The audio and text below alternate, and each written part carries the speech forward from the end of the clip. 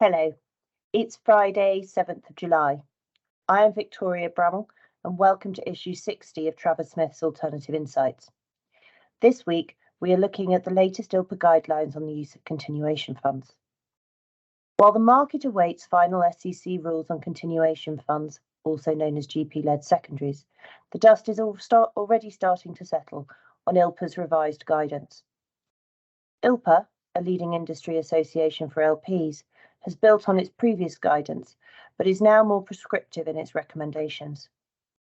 However, while everyone agrees that effective conflict management is the key to a successful process, ILPA also acknowledges that no two transactions are exactly the same. Too much prescription, at least in relation to terms, could constrain rather than enhance alignment. It is clear that the main process point that the revised guidance addresses is an important one for investors. LPs have been clear that these deals pose challenges for them. As two academics, Kobe Castile and Yaron Nili, have catalogued in a forthcoming paper, some LPs find it difficult to make investment decisions on individual assets, a departure from their usual role of allocating capital to funds or managers on a blind pool basis. And many investors lack the infrastructure to make such decisions quickly. That problem is particularly acute for US state pension funds subject to ERISA rules. That is one of the reasons why 80 to 90% of investors typically elect to cash out rather than roll over into the continuation fund. A number of recommendations seek to address that. For example, the ILPA guidelines emphasise the importance of complete disclosure to all investors. There is quite a lot of prescription in the required disclosures, and some of the information, for example, the performance of prior continuation funds, may not be particularly relevant. In order to make sure that LPs have the right information, GPs should focus on quality over quantity and concentrate on providing relevant information with the appropriate context. Timing is also crucial.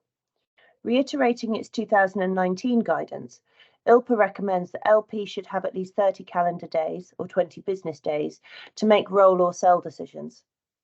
In practice, most well-run GP-led processes provide for this timescale at a minimum, and it is clearly important to be responsive to the needs of the often diverse investor base. But the role of the Limited Partner Advisory Committee, or LPAC, is also at the heart of the ILPA guidance.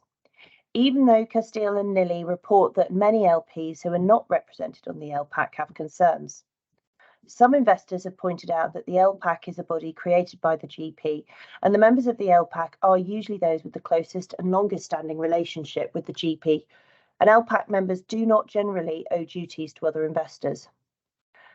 Nevertheless, ILPA rightly recognises that the LPAC must play a key role in any effective process, given the difficulties in communicating with all LPs at all stages of the process. It urges regular and fulsome communication with the LPAC and reflects that the practical reality that LPAC consent is almost always required to help manage the conflicts of interest.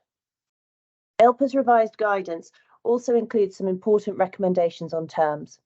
For example, their view is that 100% of accrued carry should be rolled into the continuation vehicle.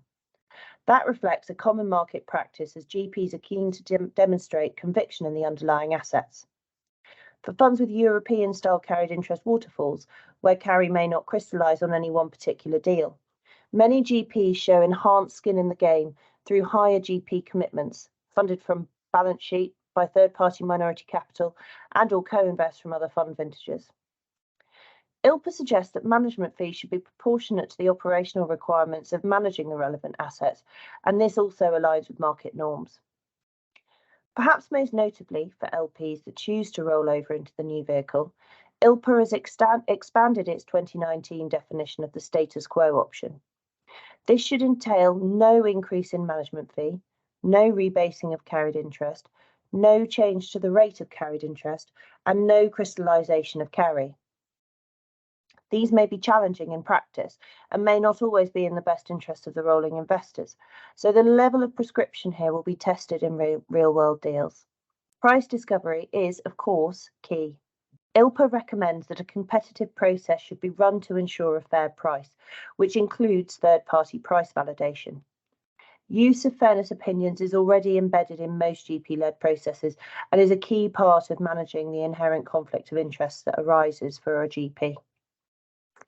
The new ILPA guidelines should help to confirm the role of GP-led deals, which in the right circumstances and with the appropriate management of conflicts can provide a win for all stakeholders.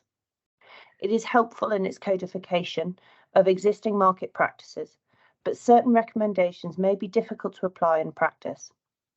It is to be hoped that the market does not default to a tick box approach, rather than a considered application of the principles: transparency, disclosure, fairness, and alignment.